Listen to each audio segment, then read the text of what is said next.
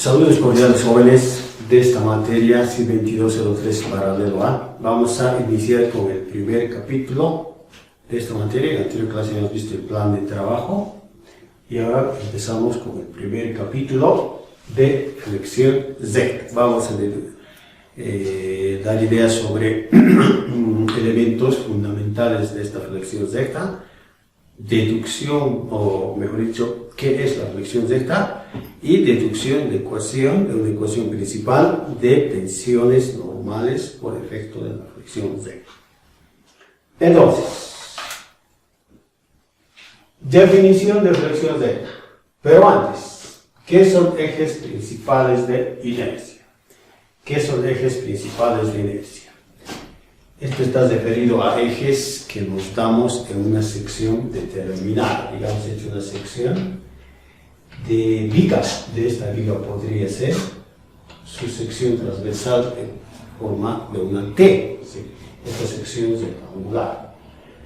Nos damos ciertos ejes de referencia que hacemos pasar por el centro de gravedad. ¿Y qué tienen que ver estos ejes en cuanto a si son ejes principales de inercia o no son ejes principales de inercia? Ustedes ya han visto esto en análisis estructural, en CIR 1201, cuando han hablado de rotación de ejes para determinar ejes principales de inercia, pero seguramente no han visto con detalle para qué sirven estos ejes. Ahora sí, esto ya tomaría forma en cuanto a su aplicación en estas vigas sometidas a flexión Z y otros tipos de flexión más adelante vamos a ver en otros capítulos. ¿Qué son los ejes principales de inercia? Primero, cuando se determina el producto de inercia de la sección, determinada sección, respecto a estos ejes principales de inercia, digamos así, tenemos un eje vertical que está pasando por el centro de gravedad, eje Y. Otro eje, eje Z. Ambos pasan por el centro de gravedad. Si determináramos el producto de inercia y sub Z y de la sección con referencia a estos ejes, ya, el resultado nos diera igual a cero, quiere decir que esos ejes sí son ejes principales de inercia. O sea, una condición para ejes principales es de que el producto de inercia de la sección con referencia a dichos ejes es igual a cero. ¿Ya? Es pregunta, todo esto es pregunta de examen, jóvenes. Hacemos preguntas teóricas para saber qué es lo que calculamos, pues, para la fundamentación teórica. 2. Estos ejes que nos asumimos que sí son ejes principales de inercia proporcionan momentos de inercia extremos, dice. Por un lado el momento de inercia mínimo y otro momento de inercia máximo.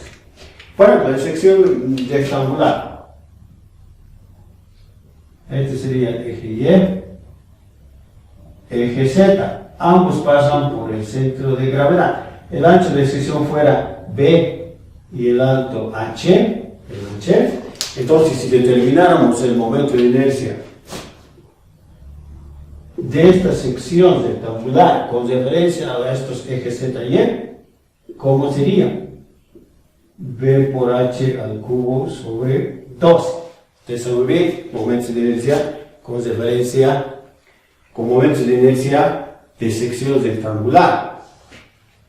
Ahora hicimos momentos de inercia con referencia al eje Y. El eje Y es el eje vertical, así es que el ancho pasa a ser pues esta dimensión, el H por B al cubo sobre 2. Entonces ocurre que uno de estos dos momentos de inercia es menor que el otro, a su vez el otro mayor. ¿Cuál es el menor? Aquí el B, el H está elevado al cubo, es mayor dimensión, mientras aquí el B, que es menor, está al cubo. Entonces está visto que este es max, este es mayor, llega a ser el máximo, momento de inercia máximo, y este momento de inercia mínimo. ¿Qué quiere decir? que estos dos momentos de inercia, así como hemos determinado, de sección rectangular, ¿ya? Entonces, por un lado, uno de ellos es el mínimo y el máximo. ¿Por qué? Porque si nos diéramos otro sistema de ejes, digamos, que pasen por el centro de uno que es diagonal, ¿no ve? Así, ¿no? Y el otro perpendicular a aquel, por ahí, y determináramos ejes principales de inercia respecto a esos ejes, uno de ellos diagonal y el otro perpendicular al otro, al diagonal. Ese momento de inercia no va a ser ni mayor a este, ni menor a este, estará entre ellos. Pues está demostrado que en sección rectangular, aquí están los ejes extremos, uno de ellos máximo y el otro mínimo. Entonces, si quiere decir que los ejes principales tienen otra cualidad, otra condición de cualidad, que proveen, por un lado, momento mínimo y el otro máximo. ¿Para qué sirve eso? Más adelante vamos a ver que sirve para determinar tensiones de vigas sometidas a fricción, también la fricción Z. Para eso, o sea, necesitamos los momentos de ese extremos. Vamos a necesitar. Y vamos a necesitar entonces saber qué son ejes principales de inercia. Tercera condición o cualidad de ejes principales. Todo eje de simetría es eje principal de inercia. Todo eje de simetría. ¿Qué es un eje de simetría? Por ejemplo, este eje Y vertical de esta sección T, que estos patines son iguales. Este es eje de simetría, jóvenes. Que si colocáramos un espejito, digamos así, un espejito sobre este eje, en su área izquierda tuviera como imagen en su área derecha, como imagen, como reflejo en el espejo. Entonces, este está marcando simetría, eje de simetría de esta sección. Su área izquierda es imagen de su área derecha. Entonces, eje de simetría. Eso dice el tercero. Todo eje de simetría ya directamente es eje principal de inercia. Si además existe otro eje que sea perpendicular al anterior, al eje de simetría, que pase por el centro de gravedad, este también es eje principal de inercia. Directamente, no necesitamos ya determinar, por decir, momentos de inercia de esta sección, de dimensiones determinadas. Entonces, para verificar que es igual a 0, que sí va a dar igual a 0, pero ya en esa condición que les digo que será, todo eje de simetría es eje principal de inercia. Y si existe otro eje que es perpendicular al anterior, que pasa por dentro de la gravedad, ambos, entonces este también es eje principal. Así que el producto de inercia directamente hay que colocar es igual a 0. Ya no se necesitaría calcular para verificar esto. 4. Todo eje de simetría, ya les he dicho, es eje principal de inercia. Todo eje de simetría. Por ejemplo, aquí, estos son ejes, los dos son ejes de simetría, ¿no? En la sección rectangular. Los dos. Basta que uno sea eje de simetría y otro perpendicular al anterior, es también, ¿no es? Todo. Pero dice, no todo eje principal de inercia es eje de simetría. O sea, este eje Z es eje principal de inercia de la condición 3, pero no es eje de simetría. ¿No? Todo eje de simetría es eje principal de inercia, pero no todo eje principal de inercia es eje de simetría. Eso indica en este cuadrado condición 4. 5. Todas las secciones tienen ejes principales de inercia. Todas las secciones tienen. Pero no todas las secciones tienen ejes de simetría. No todas las secciones. Fíjese, esta sección, así en Z, tiene patines iguales. No tiene ejes de simetría. Por ningún lado le buscáramos, haciendo pasar por el centro de gravedad, no vamos a hallar ejes de simetría. Pero sí tiene ejes principales de inercia. Si tuviéramos dimensiones de esta sección, vamos a llegar a demostrar que aproximadamente esta sería su dirección de eje principal de inercia. Aproximadamente, acá dependería de sus dimensiones que tuviéramos que calcular. Eje Y, que pasa por el otro lado, y el otro eje sería perpendicular al anterior. Centro de gravedad. Entonces estos dos ejes Z y Y son ejes principales de inercia, pero no son ejes de simetría. O sea, todas las secciones, cualesquiera que fueran, que se imaginaran, tienen ejes principales de inercia. Pero no todas tienen ejes de simetría. Eso es lo que estamos indicando en esta cualidad o condición 5. Entren en examen, jóvenes. Indique 3 cualidades de los ejes principales de inercia. Y aquí está. ¿Ya? Ahora, ¿qué tiene que ver eso con la flexión Z? ¿Para qué? ¿Para qué estamos diciendo? Para lo siguiente, que aquí viene la definición de flexión Z, pues. Flexión Z es cuando en una pieza o en una viga, estando sometida a flexión, aquí que se va a curvar, ¿no? Todas las cargas aplicadas a la viga coinciden con uno de los ejes principales de inercia, con uno de los ejes nomás. Por ejemplo, esto ya hemos visto, ya hemos descrito, ¿ya? Esta viga, así como tal,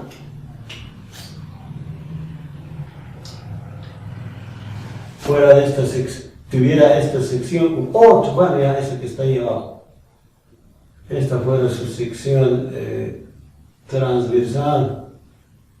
Ya, esta es una vista lateral de la misma viga, ¿no? Esta es una vista longitudinal en elevación. Ya está. Y es uno de estos, el eje de simetría, por lo tanto, eje principal de inercia. Y si existe otro eje perpendicular, etc., eje Z también es eje principal. Si todas las cargas aplicadas a la viga, aquí están las dos cargas, P, P, estas dos están contenidas en el eje Y. Todas las cargas que hubiere, que están provocando flexión a la viga, si están contenidas en uno de los ejes, no en el otro, esto se llama flexión Z. Flexión Z. Ya, aquí está anotada la definición. Por ejemplo, aquí se me ocurre, yo tengo esta viga. Esta viga es de esta forma, esta sección, es para esta viga, por ejemplo. ¿Ya? Entonces, la carga P, ¿no? Aquí está la carga P. Estoy suponiendo. Las dos cargas. ¿Es flexión Z o no es flexión Z? No es flexión Z. Porque el estado de cargas, las dos cargas, no están contenidas en uno de estos ejes. No están en otra dirección, en otro eje, bajo cierta dotación. Entonces en el examen suelo colocar una sección como está, sin los ejes. Y con carguitas, y les digo, esa viga está sometida a flexión Z, sí o no, y ¿por qué? Pues no es flexión Z porque estas cargas no están en uno de estos ejes. ¿Ya? Entonces, con eso hemos definido que es flexión Z. Ahora, vamos a deducir una ecuación de flexión principal de tensiones normales. O sea, cuando una viga está sometida a flexión Z, así, ¿no? Como está, la viga va a manifestarse como material en ciertas tensiones en su interior. Va a haber tensiones que va a sufrir la viga por efecto de ese estado de cargas, además por la longitud de la viga, por los tipos de apoyo, el tipo de material también va a influir. Entonces, ¿pero con qué vamos a calcular esas tensiones interiores? Que se llaman tensiones normales. tensiones normales. Sigma, normalmente con ese símbolo griego. Pero para eso, antes de deducir, vamos a dar ciertas hipótesis, o sea, condiciones sobre las cuales está basada esa deducción de ecuaciones. Condiciones, hipótesis. Es el caso de la flexión pura. ¿Qué quiere decir? Aquí tengo una viga simplemente apoyada con estas dos carguitas distantes A de los extremos. Este es un diagrama, es un gráfico del diagrama de fuerzas cortantes. Ustedes saben muy bien, aquí ya lo he colocado. Si aquí tuviéramos una dirección sería P, ¿ya? Entonces la fuerza cortante P en el extremo y hasta este punto sigue P, ¿no? Y si por derecha, este es el diagrama de fuerzas cortantes de esa viga. El diagrama de momentos vectores sería este que está en rojo, aquí dice. ¿Por qué habría que ver? Digamos aquí las direcciones en P, por su brazo, hasta aquí, por su brazo P por A. P por A, ¿no?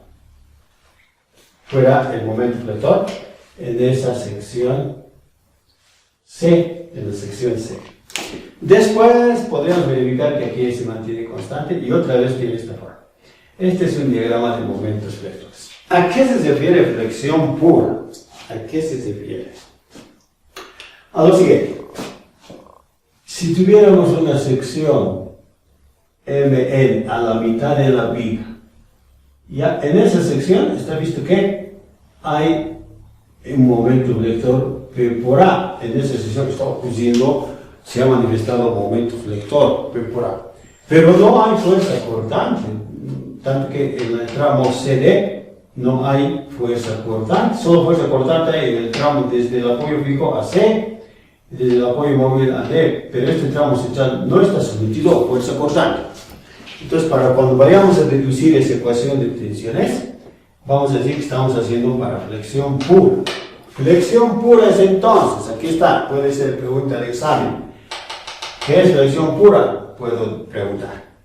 Flexión pura es cuando una viga está sometida a flexión, en determinada sección de la viga no hay fuerza cortante, solo hay momento flector. Eso es flexión pura. Ya no estoy anotando, jóvenes, pero ya estoy, de manera oral estoy definiendo. ¿Ya? Esa es una condición.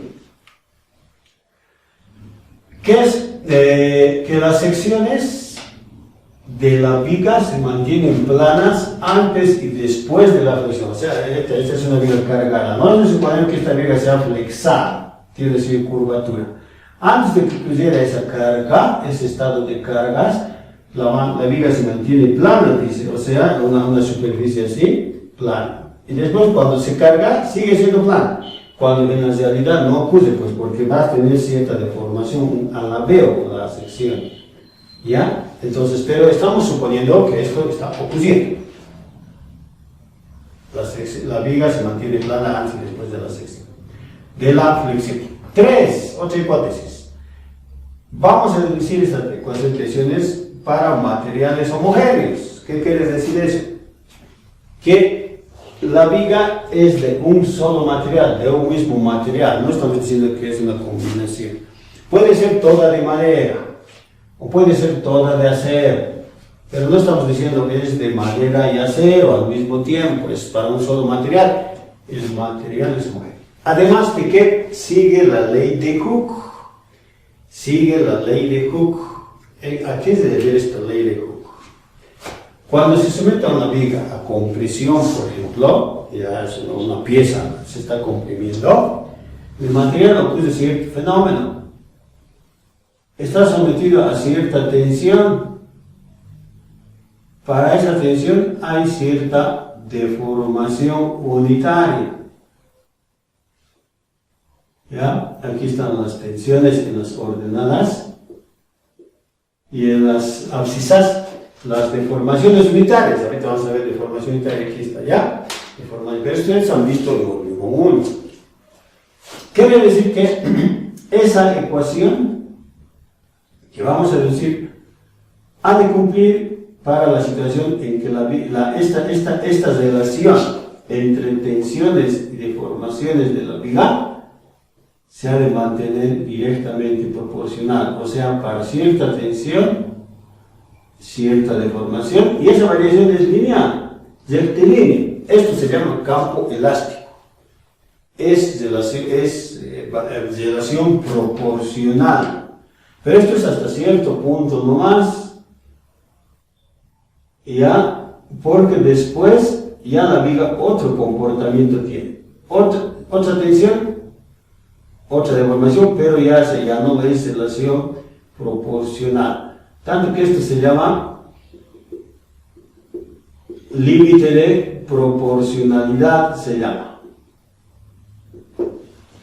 Entonces, esa ecuación que vamos a deducir solo va a ser para esta situación, desde este punto a este punto. Para este otro comportamiento de la pieza sometida a compresión, otras ecuaciones ya se manejan. Se llama estado plástico, digamos, de análisis. En otras materias van a ver eso. Solo para el campo elástico sirve esta ecuación, para este tramo de aquí a aquí.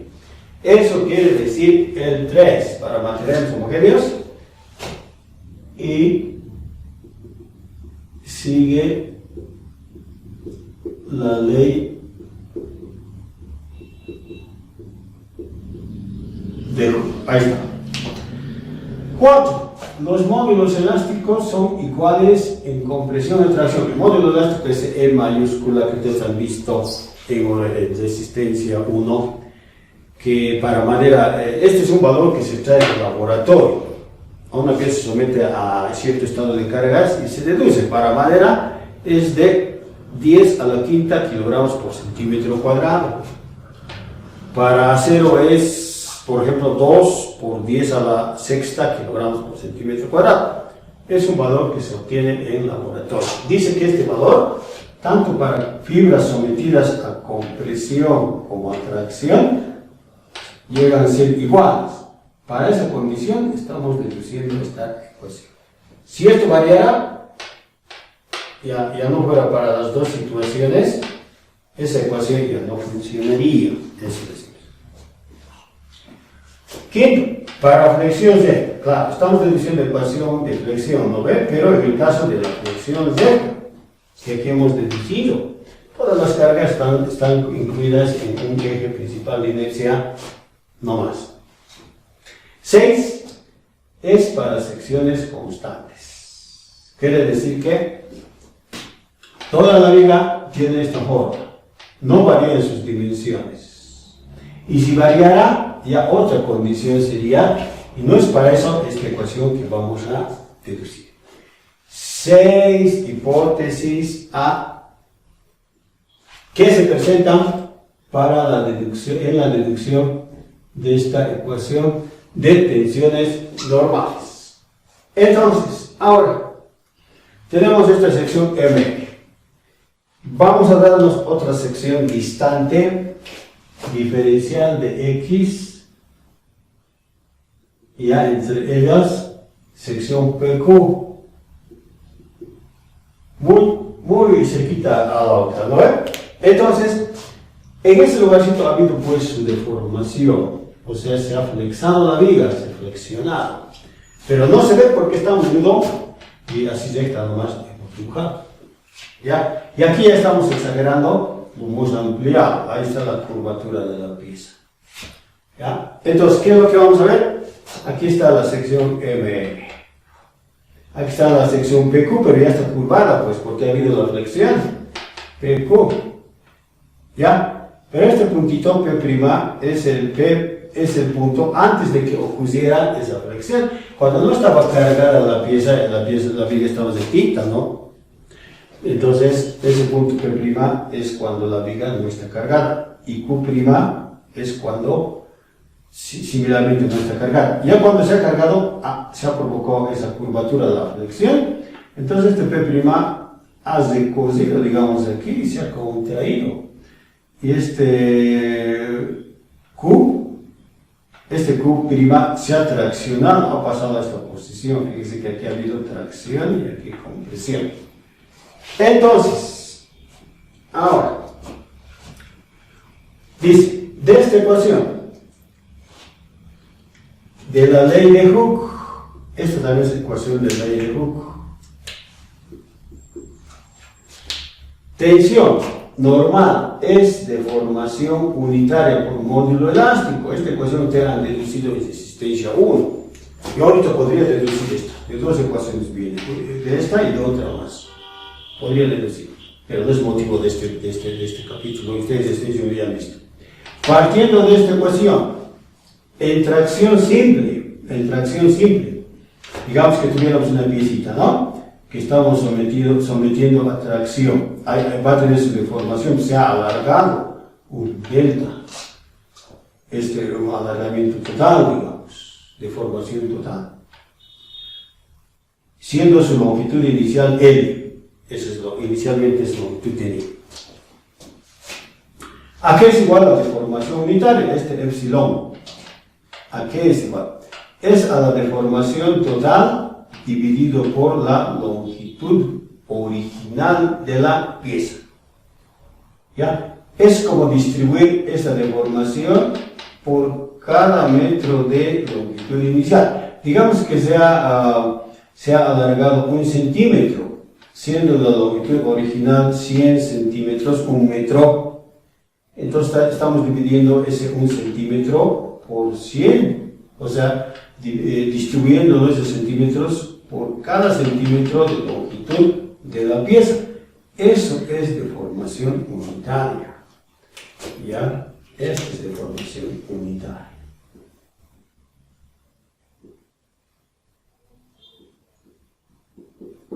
Entonces, pero esto es para tracción simple, como esto. Eso aplicamos ahora en esta viga, pero esto ya es una curvatura.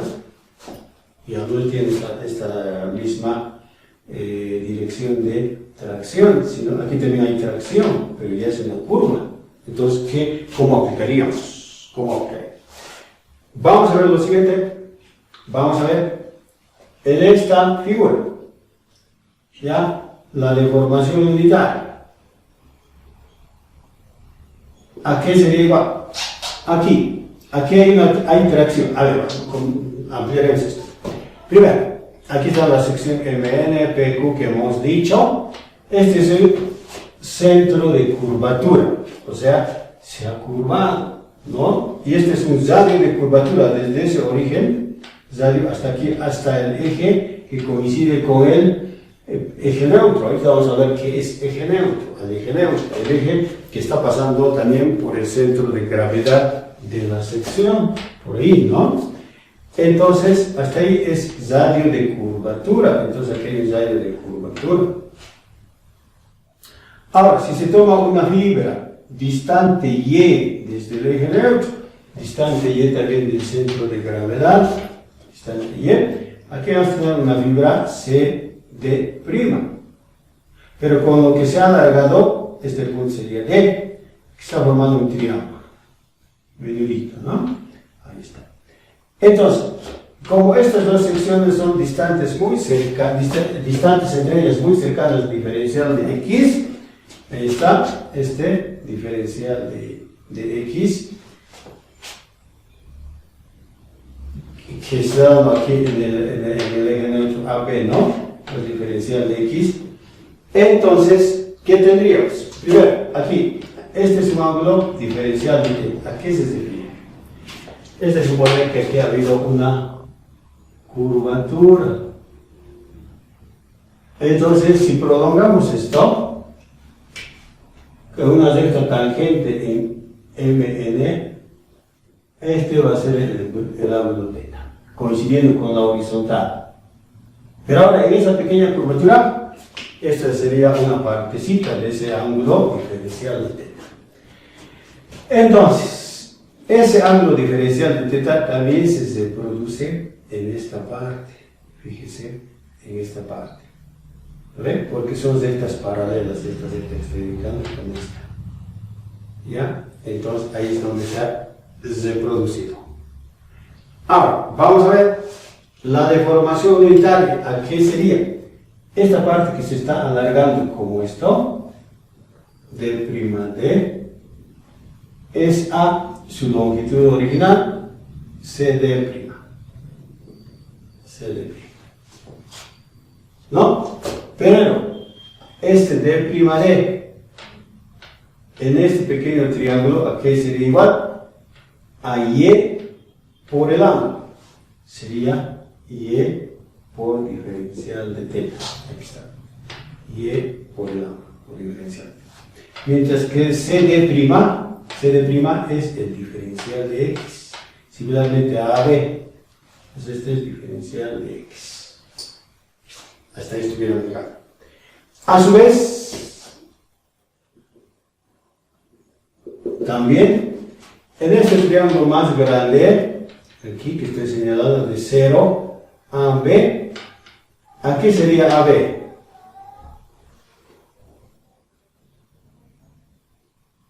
AB o diferencial de x. Sería AZO, al radio de curvatura, ahí está, por el ángulo, por diferencial de θ. ¿Ya? Entonces eso vamos a aplicar aquí. Entonces la deformación unitaria sería antecitos de aquí, vamos a ver de qué derivada de θ está al denominador respecto a x sería 1 sobre zo, ¿no?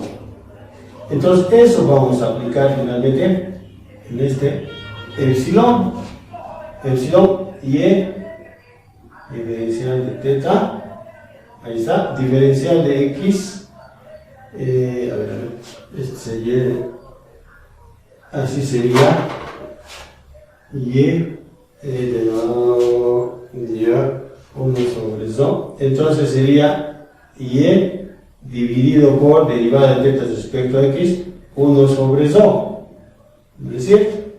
Ahí está. Ahora entonces esto en la ecuación 1, en esta ecuación vamos a ver entonces tensión normal sería deformación unitaria módulo elástico, aquí está, y radio de curvatura módulo elástico. Esta es entonces una primera ecuación para estas tensiones normales debidas a la flexión. Esa es una primera ecuación. Y por módulo elástico por el radio de curvatura. Aquí agregaremos. Esto es radio de curvatura. Ahora, si esta ecuación, bueno, aquí tensiones normales, graficamos, son tensiones o esfuerzos internos que se provocan al interior de la viga en determinada sección. Si esto fuera la sección MN, aquí está, las tensiones van a tener pues esta forma. Fíjese, en el eje Z, coincidiendo con el centro de gravedad, las tensiones son igual a 0. ¿Por qué? Porque Y es igual a 0. El Y está partiendo pues desde este eje Z. Ahí está en el interior. Este eje está pasando por centro de gravedad. Entonces, en ese lugar Y es igual a 0 y está aumentando según la distancia desde ese eje Z. Si esto es 0, las tensiones son nulas, son igual a 0. Por eso es que en ese lugar se llama el eje neutro, ¿ya? Este es eje neutro. Neutro le llaman porque no hay ni tracción ni compresión, ¿ya? Entonces en el eje neutro las tensiones son igual a 0. Pero si aumentamos su distancia hacia la fibra inferior más alejada del eje neutro, este valor aumentará y las tensiones van a aumentar el valor. Por eso tiene su variación lineal, proporcional se llama. Va aumentando según la distancia con referencia al eje neutro estas tensiones, ¿ya? Las tensiones normales. Ahora, si tomamos una fibra superior, en este caso se está comprimiendo en ese lugar la viga se está comprimiendo. Entonces, ahí hay compresión, fíjese, ahí están las tensiones de compresión. Podría ser que ahí estuviera en la tensión máxima de compresión, mientras en la fibra inferior tensiones máximas de tracción. Entonces, esta ecuación está demostrando que las tensiones varían de manera proporcional según la fibra considerada en una sección sometida a flexión. Entonces, esta es una primera ecuación de las tensiones normales. Entonces, ahora, de lo que habíamos visto, ¿no? La misma viga sometida a flexión Z, estamos mostrando una vista en elevación lateral, mejor dicho, longitudinal.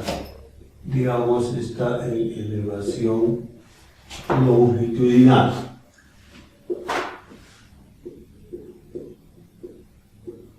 Elevación longitudinal. Y esta, una vista en elevación lateral.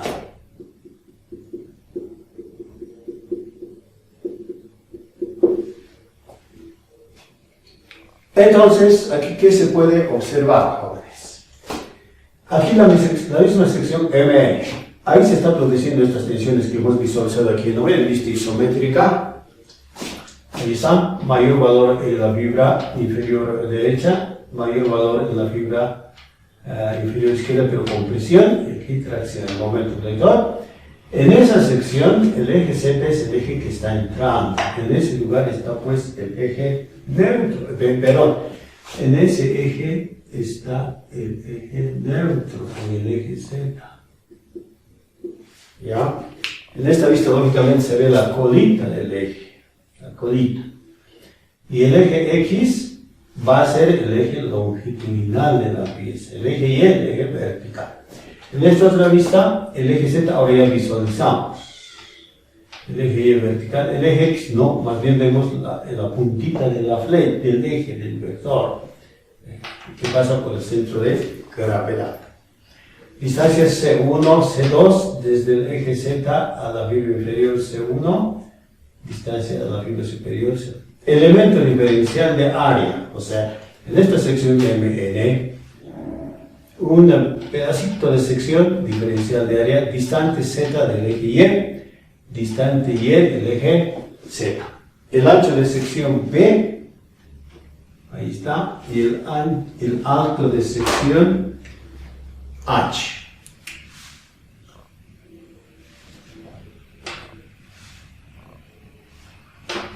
Entonces, en esas condiciones, con este elemento diferencial, si hiciéramos sumatoria de fuerzas con referencia al eje Y,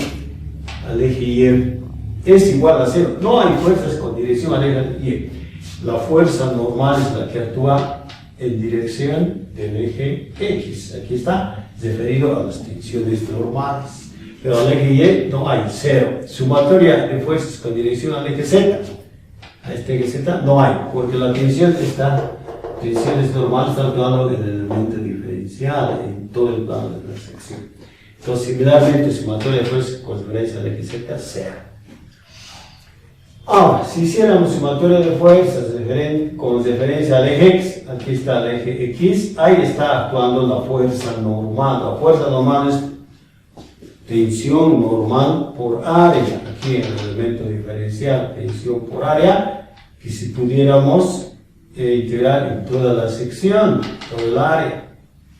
Pero la tensión ya hemos deducido, ¿lo ves? De la ecuación 1, es módulo elástico y radio de curvatura. Eso incluimos aquí, está el elemento diferencial, la integral. Pero ya no habiendo sacado de la integral de estos términos constantes, módulo elástico, radio de curvatura, resulta que esta relación, este cociente, es diferente de 0, pues, porque es el módulo elástico dependiendo del material, radio de curvatura, no puede ser igual a 0. Entonces, diferente de 0. En ese caso, lo que está al interior de la integral es igual a 0, el Y por diferencial de área. ¿Ya? Pero si integrara, Este Y llegaría a ser Y hacia el centro de gravedad, por área igual a 0. En esta ecuación el área es diferente de 0, existe área, pues existe viga. Entonces Y sub 0 sería igual a 0. Quiere decir que el eje Z, y en este caso el eje neutro, aquí, pasa por el centro de gravedad. Se está demostrando que el eje Z, el eje neutro, pasa por el centro de gravedad en flexión Z. Lógicamente. En flexión Z. Otra cosa va a ocurrir en flexión oblicua, capítulo 6, en flexión compuesta, capítulo 7. O situación, diferente a esta situación, bajo ciertas variaciones que ya vamos a ver oportunamente. Ahora, si hiciéramos sumatoria de momentos vectores con referencia al eje X, momento vector, esta fuerza normal es paralela al eje X. Así es que no hay fuerzas con dirección al eje X igual a 0. Sumatoria de momentos vectores con referencia al eje Y. Este es el eje Y. Tendríamos el elemento diferencial de área por su brazo hacia el eje Y por Z. Diferencial de área por Z por la tensión. Tensión por área es pues fuerza. ¿Vale? Integrando en toda la sección. Entonces, otra vez, la tensión es módulo elástico Y es O. Ahí está, el Z se mantiene, diferencial de área. En esto es igual a 0, otra vez. Esto es igual a 0. Para equilibrio. Pero, como esta relación módulo elástico es diferente de 0, esto que está al interior, que vamos a incluir al interior de la integral z por diferencial de área, z por y diferencial de área tendría que ser igual a 0. Y este z por elemento inicial es producto de inercia. Esto es producto de inercia. ¿A qué se refiere? Si tuviéramos una sección cualesquiera, ya tenemos ejes Y, ejes Z, tenemos este elemento diferencial de área, distante Y del eje Z, distante Y del eje Z, Y, distante Z del eje Y, por definición, ¿a qué sería igual el producto de inercia? El producto de inercia siempre es el área por distancia hacia ambos ejes, Z y E, elemento diferencial. Pero esto que hay que integrar. Entonces, esto es producto de inercia por definición. Área por distancia hacia ambos ejes. ¿No? Entonces, ha resultado ser que ese producto de inercia es igual a 0. ¿Qué significa? Y aquí se cumplen las condiciones de ejes principales de inercia, ¿no? El producto de inercia respecto a ejes principales de inercia, dijimos anteriormente, es igual a 0 si dichos ejes son ejes principales de inercia. Entonces significa que los ejes Z y E son ejes principales de inercia. Esto en flexión Z. Entonces vamos a poner en flexión Z. Seguimos. Si hiciéramos sumatoria de momentos con referencia al eje Z, aquí está el eje Z, tuviéramos elemento diferencial de área por Y, que es su brazo, tensión por elemento diferencial, tensión por elemento diferencial por su brazo, tendríamos que igualar al momento flector. A B Z es el eje Z, está centrando. Entonces, alrededor de este eje Z está girando la sección, el momento flector se está provocando alrededor del eje Z, por eso es que igualamos al momento flector. Entonces aquí la tensión es el modelo elástico Y es O, el Y diferencial de área igual a momento flector, igual a momento flector. Entonces, tenemos aquí otra vez sacamos del interior de la integral y al cuadrado, elemento diferencial de área. Pero este y al cuadrado, por definición, esto es lo que se llama momento de inercia con diferencia de z. En este mismo gráfico, ¿qué es lo que sería momento de inercia con diferencia de eje z? Área por distancia al eje z al cuadrado, o sea, y al cuadrado, elemento diferencial de área. Este es momento de inercia con diferencia al eje z. Y esto está presente aquí. Así es que 1 sobre ρ, ordenando la ecuación, esto al denominador, momento de inercia con diferencia al eje z. Ahora, de la ecuación que ya conocíamos, tensión, módulo elástico y es ρ, 1 sobre ρ es tensión, módulo elástico al denominador es y. Estas dos ecuaciones son equivalentes. Si las igualáramos, tendríamos tensión igual a momento vector por y, momento de inercia. Esta es la primera ecuación importante de este capítulo. Capítulo 1, ecuación 1, tensión normal que se provoca en vigas, en piezas sometidos a flexión Z es igual a momento flector en esa sección. ¿Qué momento flector se presenta en determinada sección? Ahora ya tendría sentido lo que ustedes han visto en análisis estructural, determinar momentos flectores en distintas secciones, en cualquier sección, bajo cualquier estado de cargas. El momento vector que ocurre en esa sección por el y, distancia donde queremos determinar esa tensión, tal vez en la extremo inferior, la tensión mayor, a la mitad, qué sé yo, distancia y, donde requerimos determinar la tensión, y el I sub z es momento de inercia de toda la sección con referencia al eje z. En este caso, base por altura cubo sobre 12 sería, ¿no? Entonces, fíjense de qué términos está dependiendo la tensión normal para flexión Z.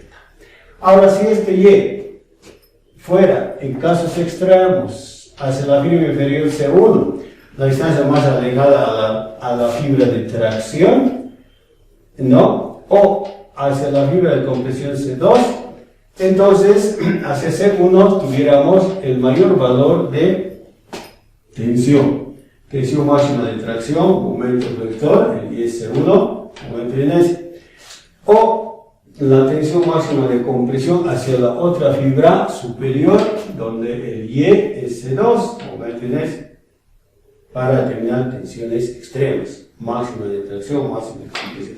Si esos dos términos C1 y C2 fueran iguales, entonces podría decirse que es un C, entonces para tensiones extremas. Pero este cociente, jóvenes, momento de inercia dividido por la distancia hacia la fibra más alejada en determinada sección, se llama módulo resistente. En varios textos, esta misma ecuación de tensión está expresada momento vector dividido por este módulo resistente. El momento de inercia dividido por el Y, pero el Y es cuando la fibra es más alejada. Entonces, finalmente, estas ecuaciones 1.1 y la 1.3 sirven para determinar la capacidad resistente de una pieza, una viga, sometida a cierto estado de cargas, cuando esa viga está sometida también a flexión Z. Ya sabemos qué es flexión Z. Vamos a poder determinar dimensiones de la sección suficientes y necesarias para que puedan soportar cierto estado de cargas cuando la tensión admisible de ese material fuera, digamos, madera, acero. O teniendo las dimensiones de la sección, o sea, dadas el estado de cargas, cuánto de tensiones se presentan en esa viga de determinadas dimensiones. O conociendo la tensión admisible, las dimensiones de sección, cuánto de cargas, de valor, de estado de cargas se pueden aplicar a la viga. O sea, este M, momento vector, tendríamos que determinar. ¿Ya? Y eso vamos a ver en la siguiente clase, con algunos problemas de aplicación.